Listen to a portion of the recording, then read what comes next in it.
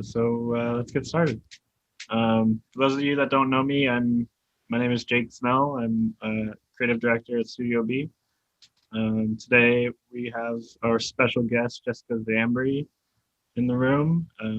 We are gonna be talking about music and mindfulness and yoga and how it all got started with her.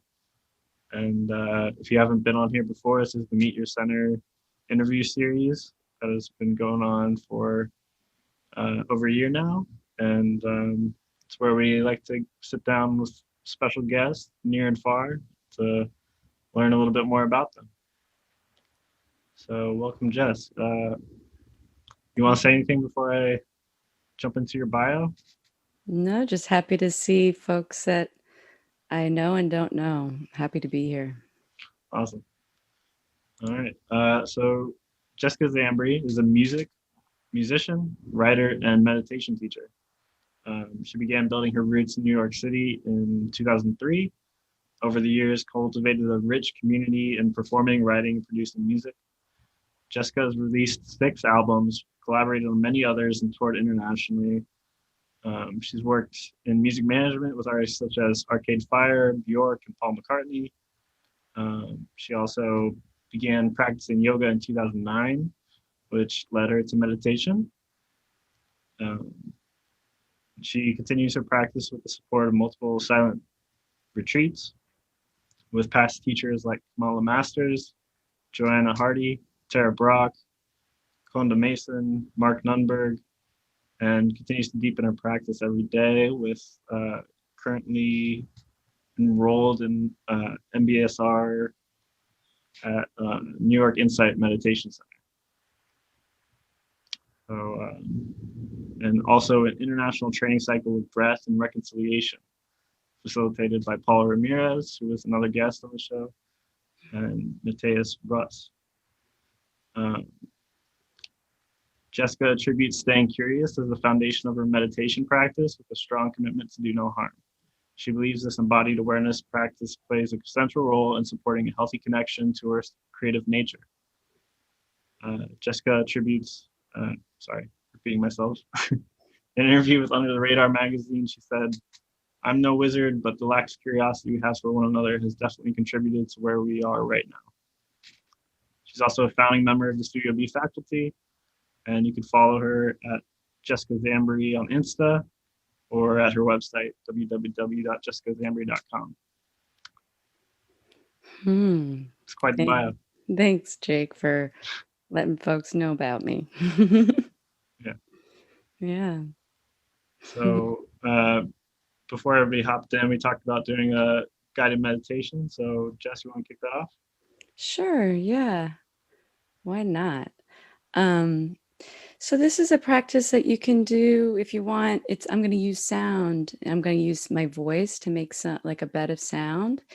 And yeah, for me, I've been doing these practices to kind of notice what it feels like to hear sound, especially for folks where hearing's not so accessible. Really just feeling sound, if that's possible, and the different vibrations or where a sound shows up. Maybe we practiced weekly. I do a Tuesday night practice with Studio B. And actually, we were talking about how sometimes the sound shows up in the toes.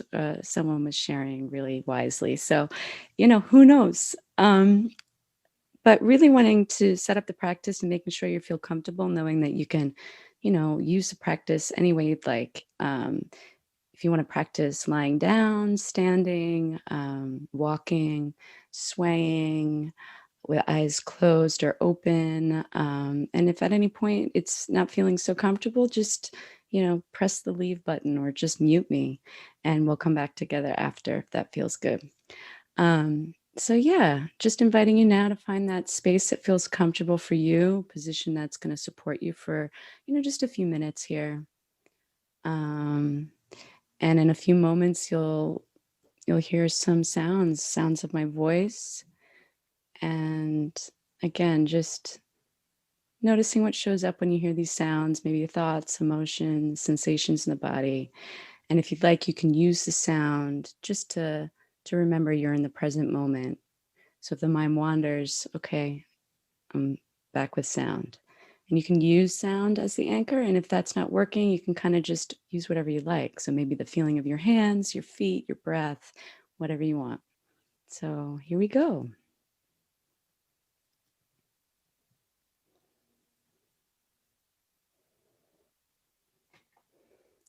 Uh,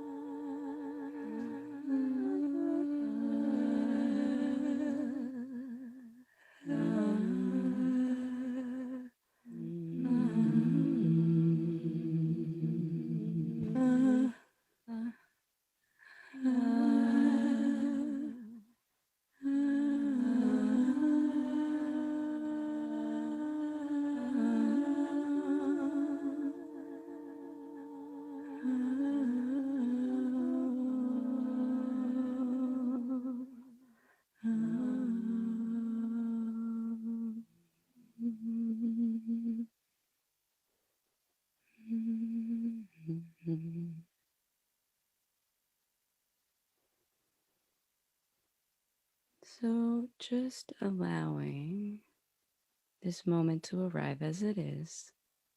Maybe there's thoughts, sensations in the body. Maybe the eyes want to open up. Just kind of get a sense of where you are, if that's accessible. Taking your time to connect to your surroundings. And if you'd like, you can take that practice with you. If it provided a sense of ease, some curiosity maybe, and if there was some sense of dis-ease, just know that it's the nature of all things to change, and we can just leave that and come to this moment here. Thank you for practicing and trying that out with me using sound. Yeah. I love that. That was awesome. Thanks, Jake. Um, it reminded me of listening to music like that I had never heard before for the first time, or something really beautiful. It reminded me of this band Sigaros I used to listen to in high school. Yeah, totally. Tones similar to that. Hmm. Yeah, yeah, now I'm thinking about a Sigur Rós concert that I went to a long time ago and just thinking about watching shows again. Um, for me, that practice is I've been using sound a lot and also recording just to kind of see, okay, how am I doing right now? Because so with that, I was using short moments of using the voice to sing because the breath feels kind of short for me right now. It doesn't feel uncomfortable, but it just feels like pretty short. And it's kind of felt like that all day today. So it's just interesting to see like how is my voice, So it's a nice practice for me. I'm just using music as a way to kind of relate to my body and mind and sharing that practice, hoping that maybe, sound and music can be a resource for folks sometimes. Totally. Just another option. Yeah. Yeah, I like that a lot. There's something there's something really beautiful, especially about not having like any sort of correct like keys or anything like that. It's all pretty raw. Uh, Mm-hmm. yeah, Mm-hmm. Yeah. Yeah. Yeah. I think to your point, I'm using my voice in particular, even though it's fun for me to play bass and other things like that. Um, but right now, I'm kind of really trying to get to know, like, who is this voice? Like, what is this voice? And so, yeah, using my own, yes, body, I guess, as the instrument is helping me to kind of relate a little bit more internally. And I don't think anyone needs to be a musician at all to do any of that. It's just, yeah, I mean, making some sounds. yeah, that's awesome. Yeah. Yeah, there was what was I thinking about just a second ago? A little nervous. Uh, It's but cool. do you find that delivering vocals like this are um, as much a practice for you as the person that delivers, as the person that like listens? Yeah, yeah. I think, yeah, to sort of like, yeah, close that thought that maybe I opened up just or make it feel more bold. Um, Yeah, it's just definitely like sometimes in the morning, if I have time, it depends on the day, I'll just open up my recording program and I'll hit record. Honestly, not unlike what would just happened. And I just start checking it, just making sounds. It's not premeditated, it's just whatever's happening in the moment. And it really is a practice for me to see like how's my body posture while I'm making the sounds and how's the mood. And usually music has always been this way for me, which I really appreciate that it just sort of arrived in my life pretty early on, but it's always been a nice little like a mirror, um kind of showing me how it is. So the sounds that I make that I'm recording, then I sit back and I listen and I'm like, oh, okay, here's the mood right now.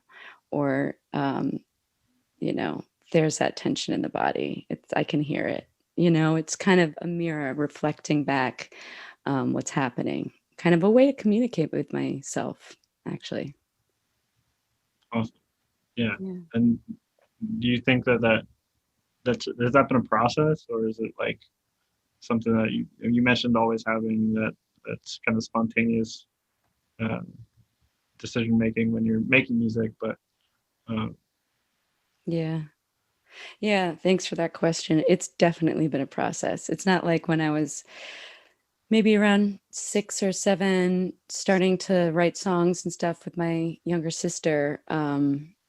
I wasn't like, oh, the music is reflecting back to me. It was not, it was not that.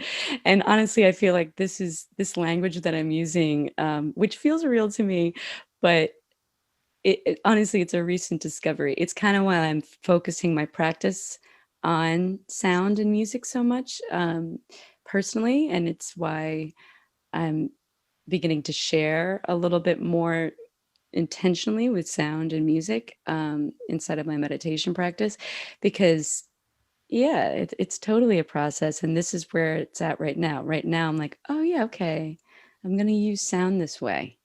um but I was not like really thinking about this even a month, maybe even a couple months ago, maybe. So it's just funny how things change, and it's not reliable either. So it's good for me to keep checking in and just see how it is.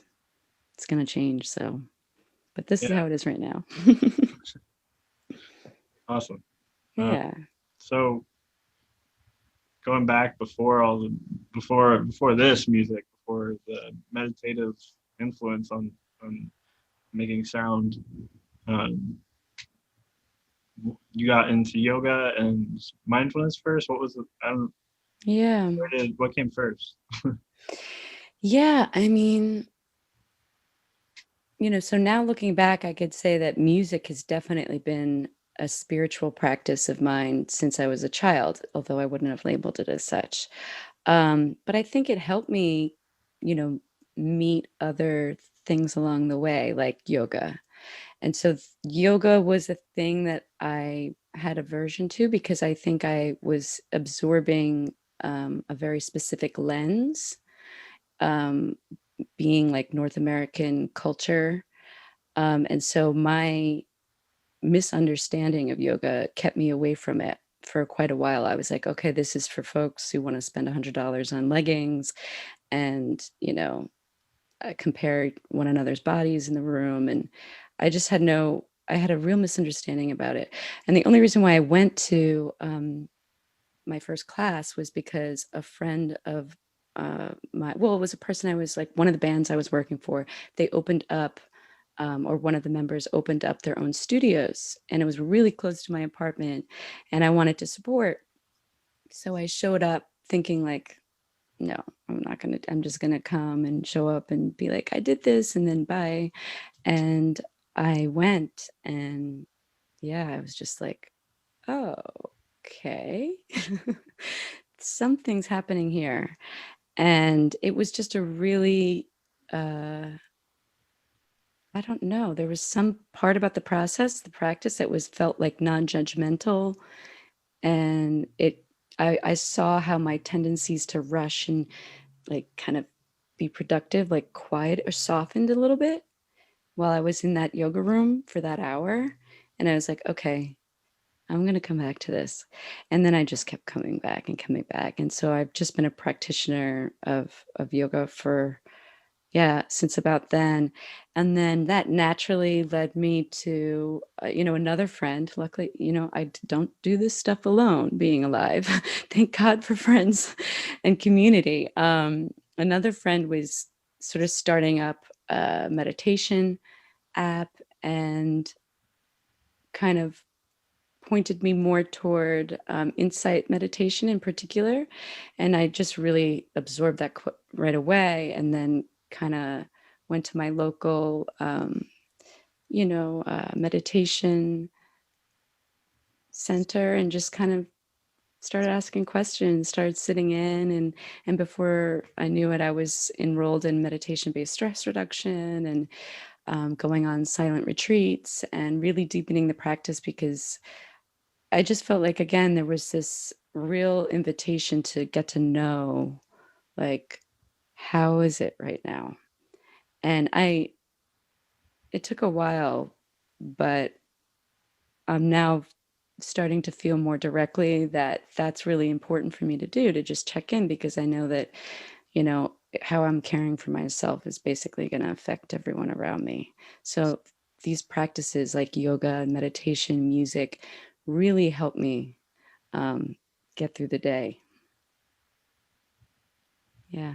Awesome. Do you know what that first practice was that got you kind of like interested? Was it like a vinyasa flow or like, Yeah. I don't remember exactly, but I want to say that that studio in particular, um, it's called Moto Yoga in New York City. And it was a mixture, I believe, of yin yoga and vinyasa. So I think we started pretty, you know, fast paced, I guess, and then really slowed it down um, toward the end and held postures longer and really got into the nervous system there. So I think it was like I always like appreciated that about Moto Yoga in that there's a lot of different types of practice and there was so much invitational language in the offering too. So that was a big thing too. It was yeah, it gave me permission to kind of just show up because I had never done it before. And I was like, I am gonna, I mean, I actually laid down for most of the practice. I just was like, nope, can't, not doing this. No. But I felt like comfortable enough to do that. So appreciating that kind of space for sure. Yeah. yeah. I think I had something of a similar experience where um, one of my first yoga classes, I can't really remember which one it was, but at the end, they tell you like substitute for like child's pose or something, like get into child's pose every other position. Because I just like Yeah. I get tired easily when I was starting out, I guess, Yeah. especially. Um, and Hmm. uh, yeah, but by the end of it, I think once we reached Shavasana, I just passed out, Yeah. totally fell asleep. Yeah, and it's so funny because I actually do remember this part where I so wanted everyone to join me, like lying down. And finally everyone was because it was the end of the class. And then I was like, oh, this feels like the hardest pose to just be with whatever is happening in the moment. Like, it's like, okay, because, for me anyway, and this is different for everyone, of course, but at that time in my life, moving a little bit fast, it was kind of equivalent to my work life at that moment, which was 24/7, achieve, achieve, achieve, let's go, like this kind of thing. And so that type of movement practice really met that energy, but that's kind of not what I needed. I needed something to combat that or like, at least balance it out a little bit. And so when I was just like still or relatively still, it was challenging, but um, step by step, I was able to kind of get with it. Yeah, that's good. Yeah. Yeah, I understand that completely. What was you mentioned your work life at the time? What was your work life? Curiosity. Yeah. Yeah, at that time, I was, you know, I've always been in bands and stuff for a while. And so that was always there. That was happening, sometimes going on tour and making albums and things like this. And then at the same time, not wanting to put too much pressure on that sort of creative space, financially speaking. So I try to support with other work. And I was working in music management at the time. Again, one of my best friends had this job working at a record label, and next door was this. manager that was starting basically the US office based in London. And she was like, Jess, do you want to go meet with this person? And then it just happened like that. And so I got to really work with some of the more inspiring artists that I've, had the pleasure of, in my lifetime. And the reason why I say that is because each of these artists really had such creative vision. And it really is something to be close to someone who has, access to that sense of security and also um, direction when it comes to just their creative endeavors. And it's such a process, and I'm not saying it was always like that, but there was such at least a commitment and a persistence to honor creative vision. And so even when that was, not always the case, that intention and that commitment to almost putting that first really helped me to learn how it is to be in the process of art and making things. So it was really beautiful. I hope I said that clearly. I feel like I'm kind of all over the place with that. But yeah, these folks were just inspiring, and they had deep creative vision, and it was a pleasure to work for them. So it's a cool part of my life. That's awesome. Yeah. Yeah. Was it like a stressful environment at times? Like, Yeah. It's like this was one of the things too that I appreciated, because I was the first US hire for this management company. Um, and so it was very much like, okay, and my boss was so busy. So he was like, I trust you. Just this is what has to happen. Just go for it. So it was like I had to learn how to like read contracts. I had to learn how to, you know, with the booking agent, the publicist, like things that I had never done. I was just jumping in, and that made it so exciting.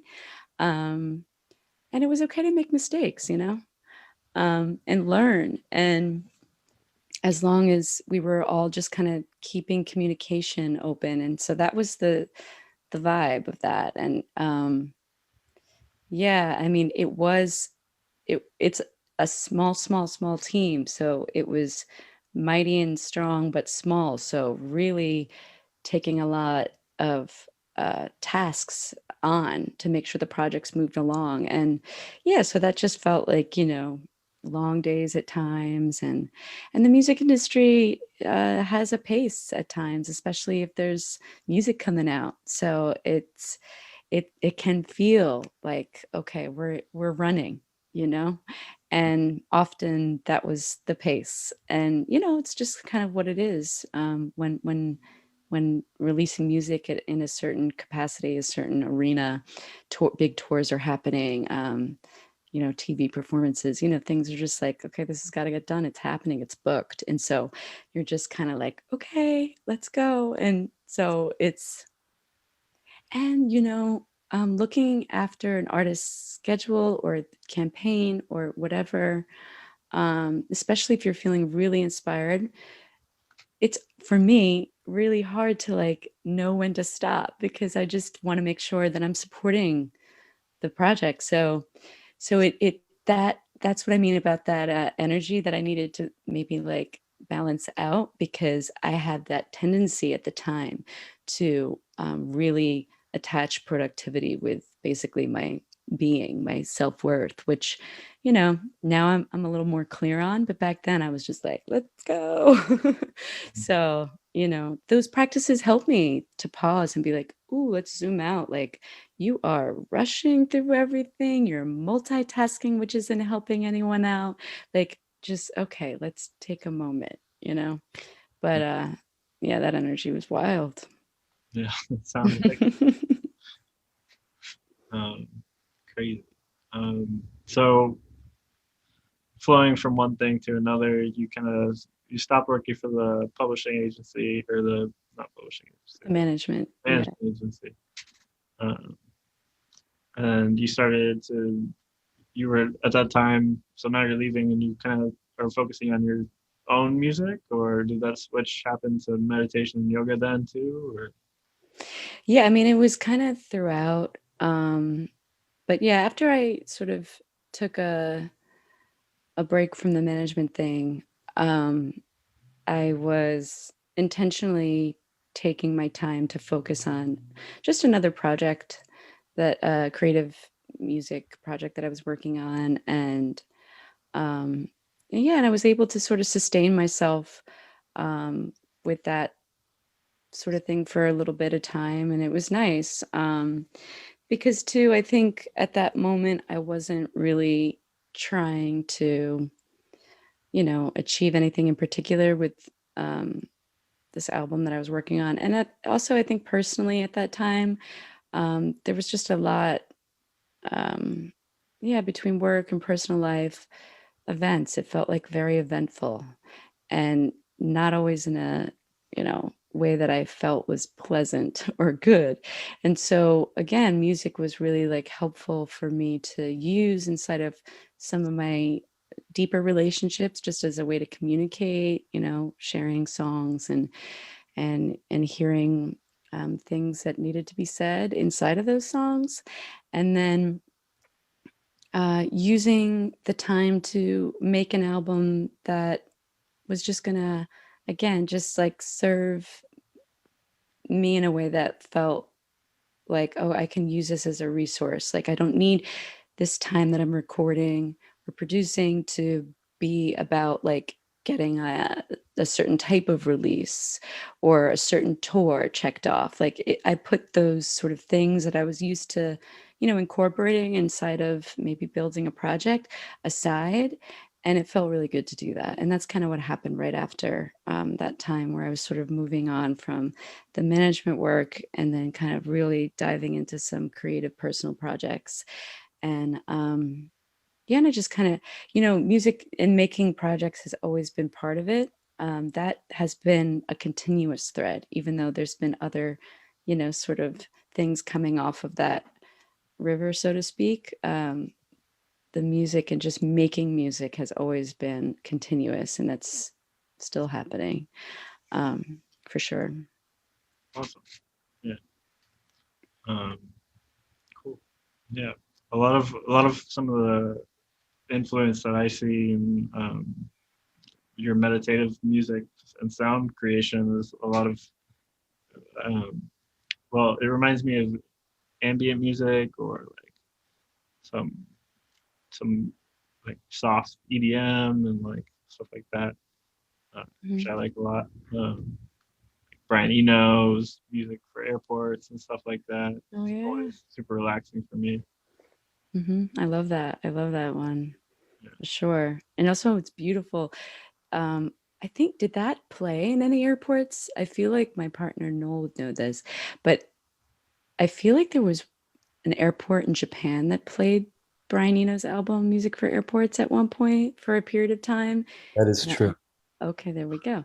And so I'm just like so feeling like, I want to be in that airport when there's music, like that kind of music. It's for folks that don't know that album, it's yeah, Brian Eno, Music for Airports, right? So it's worth a listen. It's like, oof, if all these airports had that kind of music, I don't know, maybe we'd be like, thank you for the ticket. Appreciate you taking my luggage. Like, you know what I mean? Like, I don't know, just maybe it would affect the way that we are with each other. Or at least I'll speak for myself. I can definitely be like, oh my God, I'm gonna be late. Like, let me get the water. Whatever it is. Yeah. Running Oh, through cool. security. Yeah, it looks like there's more folk. Jyoti is saying, love Brian Eno's Music for Airports. Okay, we should, come together on this.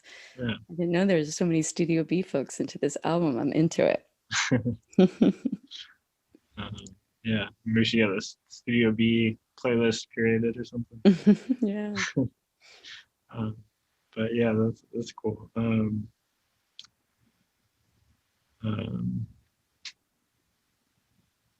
what was my? I keep having questions lined up and I get caught up in the moment and It's things cool. they just fly out. Um, So I guess getting back more into, you're making music for yourself, classic artist move. Um, I- and then do you think that like the mindfulness sounds are also, you're doing that for yourself? It's like continuous.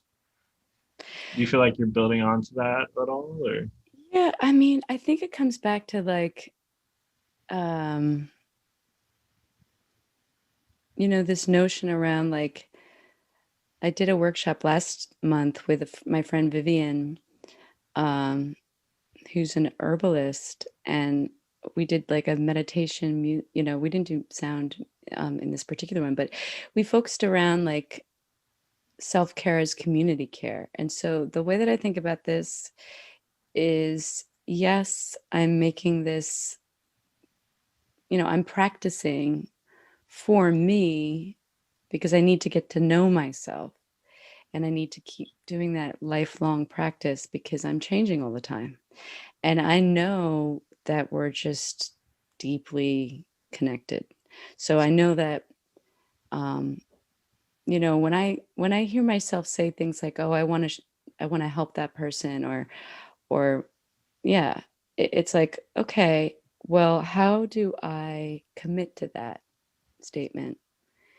Um, and one of the ways that I can do that is committing to my practice of just checking in to see how I'm relating to myself. Because again, it's just like there's no getting out of this connected bit. So, I mean, just in describing my path throughout this interview, we can see, hopefully, or I'm even just reflecting that all the different people that have helped me along the way, whether it's friends, family, teachers, and it's just not an alone thing. It's not an endeavor that I do alone. So I just know that the practice that I'm doing is ultimately um, for everyone, you know. Yeah, yeah. Would you say that this kind of, maybe you found something that you could kind of leave behind, hopefully, or like, or do you want to get to a point where you're like, um, you know, maybe you've kind of found something that works really well, like with creating the right sound or something? Do you like hope to get to a certain point, or do you think that like um, everything kind of just falls in place? I like that question. Um, no, I'm not hoping to get anything out of this in particular. I'm really not. I'm just honestly trying to feel sound in my body. and and I think I get to know myself a little bit more every time I give myself the permission to do that. Um and yeah, I'm not even trying to help per se folks in any particular way, because I know that whenever I'm in a position to be guiding or facilitating a practice, that I don't have the answers um, for anyone. And so all I can do is be real about what it is that I'm practicing. And so I'll never, my commitment to folks that I practice with is that I'm not going to share something that I'm not already practicing, because I'm not trying to, you know, yeah, be. I don't know. I'm not. It's not about trying to look or be a certain way, and I'm not trying to like master anything. Also, I don't feel like that's relatable at all. For me to show up and be like, "Oh, I figured it out." Like, you try it now. It's like, no, I don't have this figured out. I'm just checking in, And this is a practice that really helps me, and hopefully, um, it may be a tool for another. You know. Yeah, there's a. I was talking to somebody from the Studio B community semi recently, and I think it was Govinda. We were talking about how uh, all of the lessons that we share as individuals, as a company, as practitioners, it's all teachings that have been handed down from teacher to teacher. It's which is kind of a collective Mhm. collective energy, so to speak, I guess. Yeah, absolutely. Absolutely. Yeah, just absolutely. Yeah, builds. I feel like it's building momentum towards the future in a way. You know, it, I feel like your quote. I love your quote that says, "I'm no wizard, but the lack of curiosity we have for one another has definitely contributed to where we are right now." Hmm. I like that quote a lot. I have this. I have this this idea that like, well, maybe we're not really, so we're not like we're all very different, but we're maybe more and more like bees in a beehive or ants in the anthill than ever as like a planetary species can be. Do you have any thoughts around that sort of Oh, I like the big picture? visual. Yeah. Now I'm picturing a bunch of ants doing cool things together. Um, well, yeah, nature is an amazing thing to look at because it's it helps me feel the sense of awe, nature. Um, and and I think it is. It's just awe-inspiring to know that um, a life comes in. I was just talking to my brother-in-law the other day, and he said this, so I'm gonna mess it up, but he was just talking to me about like what it takes for a human being to um, become, you know, a human being, for lack of a better word. And just it's just wild. And then how different we all are, you know, Mm. completely unique and different. And then how we also are connected. It's just, and so these practices really help me to learn how to honor both of those things, the fact that we're not the same and that we're interconnected. Mm. And so, and I feel like for me, those, my, just to check in to see how that's being balanced, how I'm honoring that, what are the things that I'm doing that help me to commit to being kind to myself and the folks around me. And I just love um, this practice in particular. The practice of insight meditation helps me, music helps me to stay accountable in the process because I know it's a practice. And so it's a tool that helps me be like, oh, yep, this is showing me, that maybe I'm putting this aside, or maybe I'm not honoring the fact that this truth of that we're different and connected. Um, I read a book speaking of how teachers just pass things and share things, and that, a lot of what I'm saying here, I want to just honor that. I read this, and I've sat too inside of groups settings with Sebene Selassie. Um, he's an amazing author, mindfulness and meditation teacher. Um, and she wrote a book called We Belong. And so there's a lot of really I just feel like the way that she frames this we're different and connected bit, I learned a lot specifically from her around that. Yeah. Awesome. Yeah, I'll definitely have to check that out. I love that Mm-hmm. field of view. It's where you're kind of zooming in really, really close and then zooming out like as far as you can get, all in like one moment or something like that. It's really Mm-hmm. interesting. Awesome. Yeah. Well, we've got 15 minutes left. I was gonna open it up for questions from the audience here on Zoom. So if anybody has any questions, please go ahead and unmute yourself and ask away.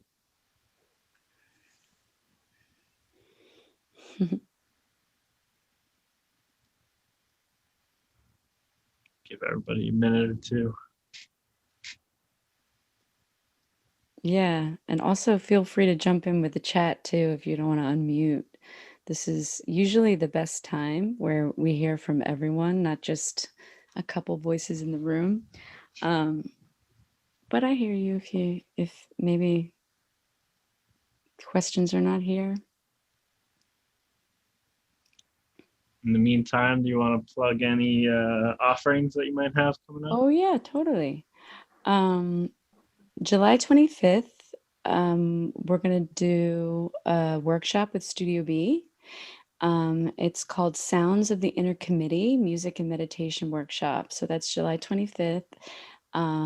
You can register through Studio B's website. And if you go to my Instagram, which is just at Jessica Zambri, um, you can register through the link in the bio. I'm sure there's a few ways we can do that. We might even be able to throw it in the chat. But this will just be an interactive workshop where we're going to use music and sound and meditation practice as a way to get to know, yeah, what is the inner committee? So, AKA like the inner voice or inner critic. And just how, for me, I have a lot of those voices and they're all different. Just to speak to what we were just talking about, very different and unique.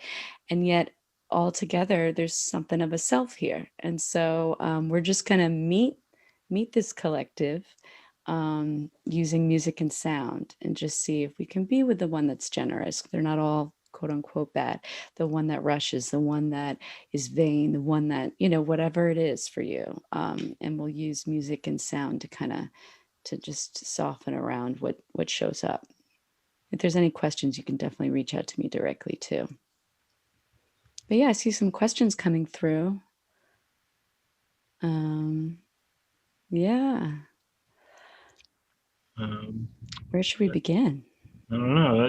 Should we start with Paula? Sure. Paula asks, I'm interested to know how your motherhood, for those of you that may not know, Jess is a recently new mother. Mm-hmm. How motherhood has changed your relationship with your practices, both your work with sound and music, and your meditation and movement practices. Yeah, thank you, Paula. Yeah, so I have a 6-month-old, and I would say that so far, Volta is his name, has been really helpful. We were talking about music as a mirror. Volta is a great mirror. So it's kind of like if my energy is feeling a little activated, and if I'm rushing, maybe, kind of moving about a lot, I can sense like, oh, there's like an energy shift here. And he kind of just shows me that. And then I'm like, oh, okay, it's time to kind of slow down here. And also when I'm feeling pretty balanced and at ease, it feels like he kind of has um, the space to do that as well, to have that sense of ease and calm. And so I feel like he's an amazing teacher in that way. Maybe he reminds me to kind of get more connected with things that help me to feel more at ease with being present. So things like music. So maybe he has actually influenced me to turn towards creativity in that process as a resource for sure. Awesome. And your partner Noel and baby Volta are in the room. There's a question. I do have a quick question. Enjoyed how you said you mentioned that your the short bursts of vocal, which Volta's also doing right now. The short bursts of vocal, the way that you built the piece earlier, Mm-hmm. had you're reacting to maybe the shortness of breath that you had earlier in the day, and it was carrying through to the music piece. I really enjoyed how that was like a healthy way of being. It's not just being like, oh, I'm short of breath, oh, I'm panicking. It's like, I'm gonna make something out of this and be with it. And you kind of like honor the shortness of breath and maybe like a panic if there is, or whatever it might be. You honor it with this space. It doesn't have to be music, but I like, that's how you did it today. And yeah, while you were doing that piece, I was thinking about butterflies shooting up out of a hole in the ground, which is, I don't know if that's a thing, but yeah. So Yeah, I love all these visuals. Thanks, Noel. Yeah, I mean, if it's not music, like we're resourcing each, like, I mean, I'll speak for myself, but I'm resourcing myself because we're in the midst of a collective pandemic. You know, each of us have our own individual situations, um, and stressors, and we're getting through the day. So how is it that we do that?